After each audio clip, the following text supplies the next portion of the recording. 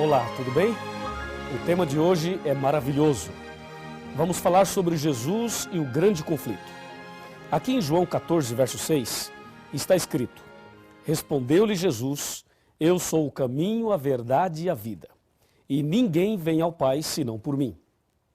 Esta é a maior verdade sobre Jesus. Ele é o caminho, a verdade e a vida, e que ninguém será salvo senão por ele.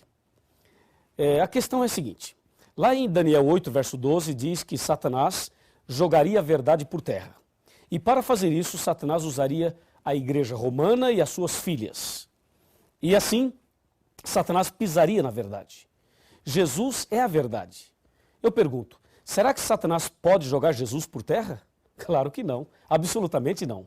Então, como ele trabalharia para pisar na verdade sobre Jesus?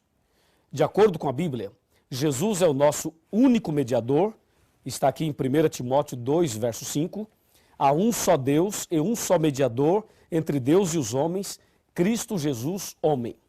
Então Jesus é o único mediador, Jesus é o nosso advogado, que está interligado uma coisa com a outra, e Jesus é o nosso suficiente e poderoso Salvador.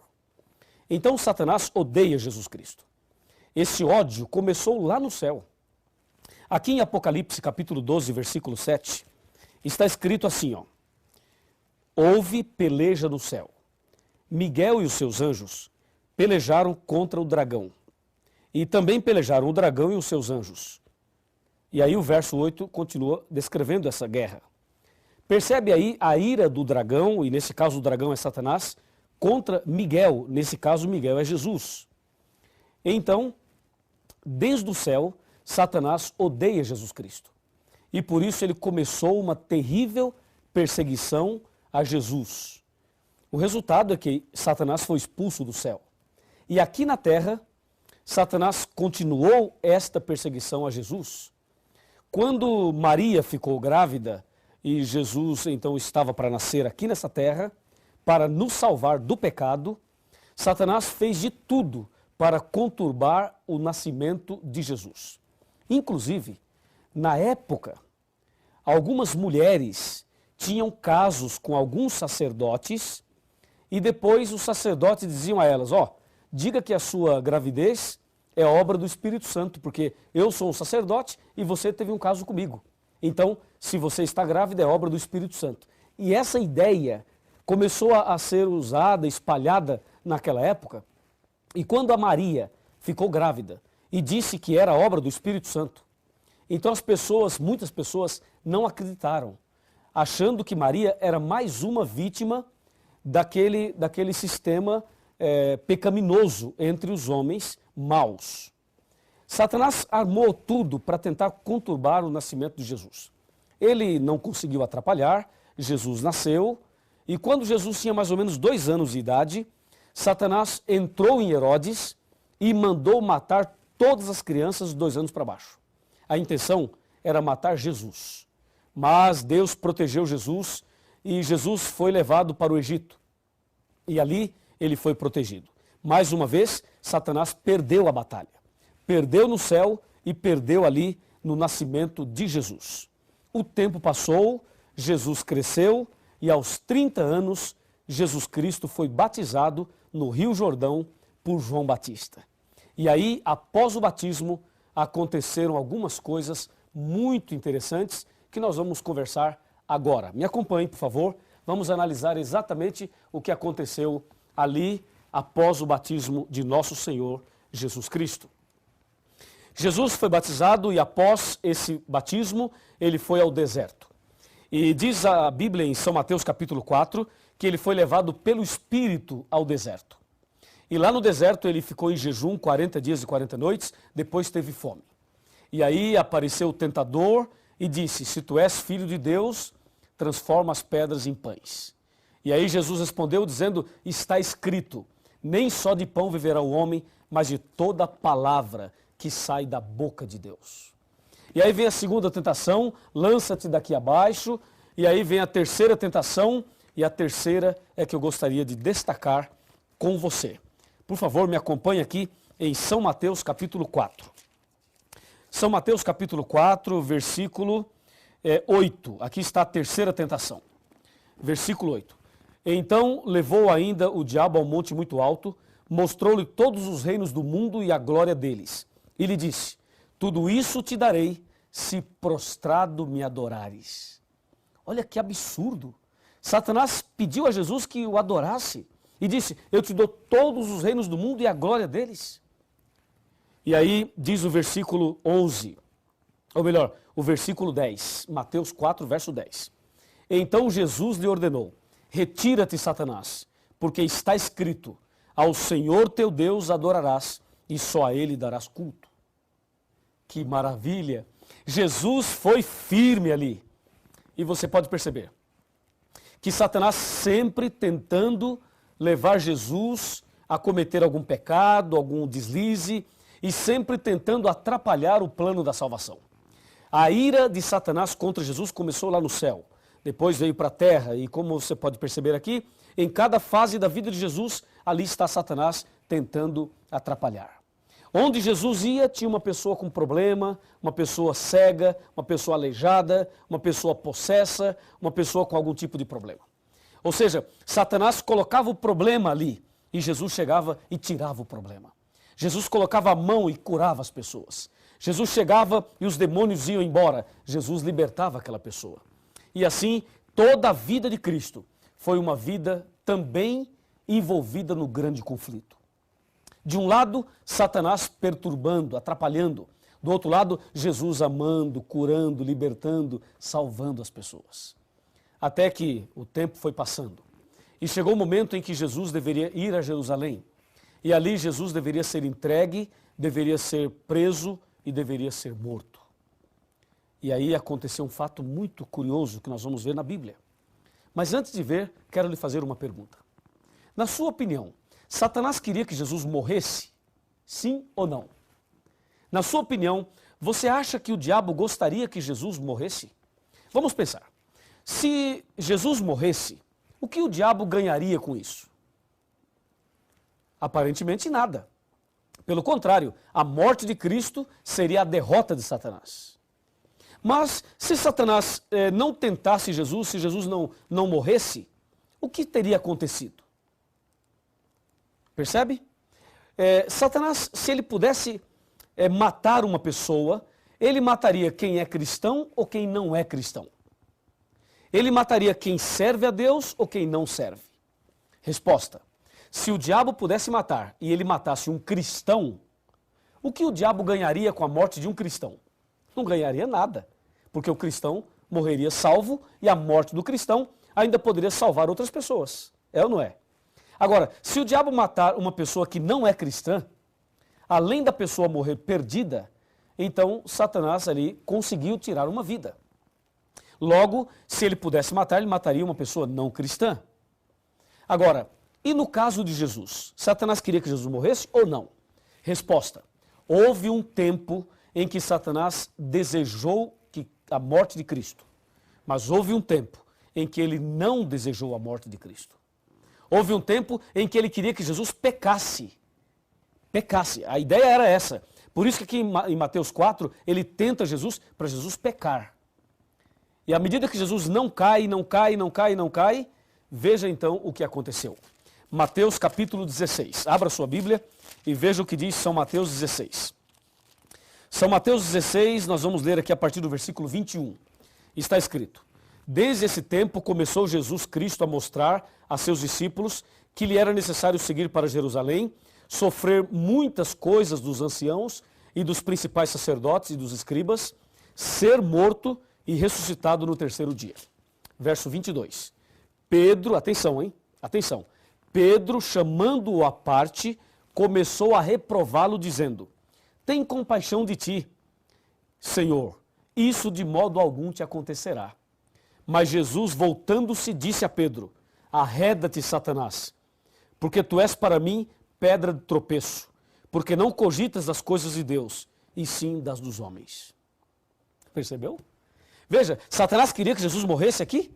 Satanás usou Pedro para dizer a Jesus: ó Jesus, se você sabe que vai a Jerusalém, que vai ser preso e que vai morrer, então não vá, fique aqui. É óbvio. Mas Jesus percebeu que por trás desse conselho de Pedro estava Satanás. E por isso disse: arreda-te, Satanás. Assim, Satanás tentou de todas as formas, de todas as maneiras, ele tentou atrapalhar o plano da salvação. Não conseguiu. Ele foi derrotado em tudo. Todas as vezes que ele se confrontou com Jesus, ele perdeu. E hoje ele vai perder mais uma vez, porque você já foi comprado, remido pelo sangue de Jesus. E aquele que é alcançado pelo sangue de Jesus, o maligno não lhe toca. O maligno pode até tentar alguma coisa, mas ele não consegue, porque quem está em Jesus é uma nova criatura e é mais do que vencedor. 2 Coríntios 5, verso 17. Meu amigo e minha amiga, se o diabo perdeu todas na luta, no conflito entre o bem e o mal, então como fica Daniel 8,12 que diz, lançou a verdade por terra? Me acompanhe. Vamos analisar esse ponto final do nosso estudo. Como entender este assunto tão delicado e tão importante? Vamos lá. A palavra de Deus nos apresenta a profecia de que Satanás pisaria na verdade. A questão é a seguinte, aqui no meu computador eu tenho algumas informações importantes. Veja, Satanás foi ousado, muito ousado, e tentou de tudo para atrapalhar Jesus. Agora que ele não conseguiu, que ele perdeu todas, e quando Cristo morreu na cruz, Satanás estava definitivamente derrotado. Então agora o que ele faz? Agora ele quer mudar as doutrinas sobre Jesus. Agora ele quer mexer com você e comigo. Agora aí está o ponto. Já que ele não conseguiu mexer com Jesus, não conseguiu atrapalhar Jesus, ele agora quer mexer na doutrina de Jesus e também na vida daqueles que querem seguir Jesus. Veja, há um só mediador, há um só Senhor, um só mediador entre Deus e os homens. A igreja romana foi usada pelo inimigo para fazer, sabe o quê? Para colocar outros mediadores no lugar de Jesus. A Bíblia diz em 1 Timóteo 2,5 que Cristo é o único mediador, mas a igreja romana colocou a intercessão dos santos. E tem um santo que intercede pelos problemas das pessoas. Você já percebeu isso? Por exemplo, existe o santo das causas impossíveis. Existe o santo dos endividados. Existe o santo casamenteiro. Esse você conhece, é ou não é? Existem santos para resolverem os problemas das pessoas. E as pessoas são devotas desses santos e dessa forma estão colocando um santo ou um homem no lugar de Jesus. E com isso a verdade sobre Jesus é pisada, é lançada por terra, com esta tal de intercessão dos santos. Eu quero dizer a você que nenhum personagem bíblico, nenhum apóstolo, nenhum profeta, nem Maria, nem o João, nem o Pedro, nenhum pode interceder por nós. Só Jesus é o nosso mediador. Só Jesus pode interceder por cada um de nós. Satanás quer mexer na doutrina de Cristo. E, na verdade, Satanás quer esconder as seguintes verdades. Ele quer esconder de que Jesus é o único mediador. Ele não quer que você saiba disso. Ele quer esconder que Jesus intercede por você todos os dias. Ele quer esconder que só Deus, através de Cristo, pode perdoar os seus pecados. Ele quer esconder que temos um advogado perante o Pai, Jesus Cristo, o justo. Ele quer esconder as verdades bíblicas e uma delas é que Jesus está voltando e desta forma o inimigo vem jogando a verdade por terra na vida daqueles que não estudam a Bíblia, daqueles que seguem doutrinas de homens e daqueles que não buscam a verdade. Assim, a doutrina sobre Cristo, infelizmente, tem sido pisada. E a última, Satanás está espalhando por aí uma ideia de que Jesus não é Deus e de que Jesus teve uma natureza caída e pecaminosa. As mensagens torcidas têm criado forças por aí. Mas tome cuidado, porque as doutrinas de homens estão sendo colocadas por Satanás para pisar nessa verdade. Mas a verdade é que Jesus venceu todos os conflitos entre o bem e o mal. E quando morreu na cruz, nos garantiu a vitória. E quero dizer mais a você.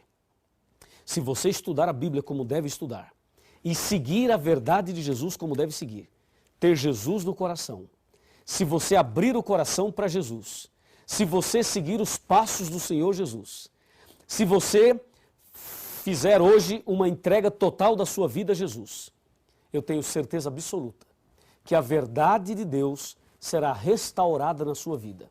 E mais, eu tenho certeza absoluta que Deus fará o maior milagre no seu coração. Lembre-se, em Jesus somos vencedores. E o sangue de Jesus tem poder para expulsar Satanás da vida de quem quer que seja.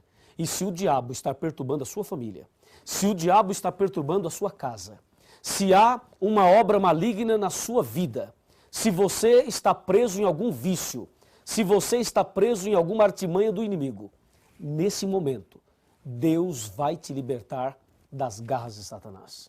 Creia, há poder no sangue de Jesus. E se você crê assim, então abra o coração para que a verdade seja restaurada na sua vida. Vamos orar? Grandioso Deus, Pai Todo-Poderoso, muito obrigado, porque Jesus venceu e nós também somos vencedores em Jesus Cristo. Eu entrego nas tuas mãos esta pessoa que está orando comigo nesse instante e que o teu poder se manifeste na vida dele e na vida dela. Em nome de Jesus. Amém. No trono do viver só existe lugar para lugar de quem governa todo o ser. No trono do viver só pode haver Senhor. Se forem dois, um será amado, outro rejeitado. Vem, decide agora quem vai ocupar seu coração. Mas lembre, se ele não for o primeiro em seu coração, então já não é mais nada, não passa de uma ilusão. Mas se ele for o primeiro, o seu companheiro, motivo do seu existir, você vai viver, você vai sorrir, você vai vencer.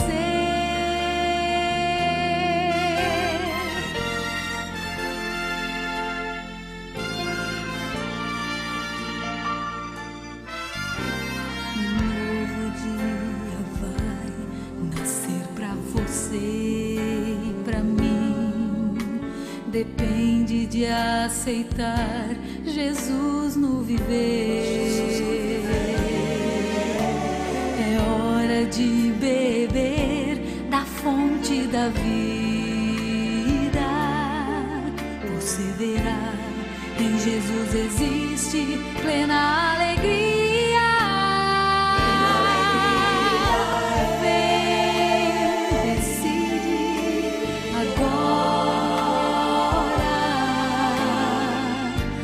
Vai ocupar seu coração, mas lembre, se ele não for o primeiro em seu coração, então já não é mais nada, não passa de uma ilusão. Mas se ele for o primeiro, o seu companheiro, motivo do seu existir, você vai viver, você vai sorrir, você vai vencer. Não há batalha perdida com Cristo. Ele mesmo triunfou lá na cruz. Com sangue já provou que nos ama. Se o coração não for dele,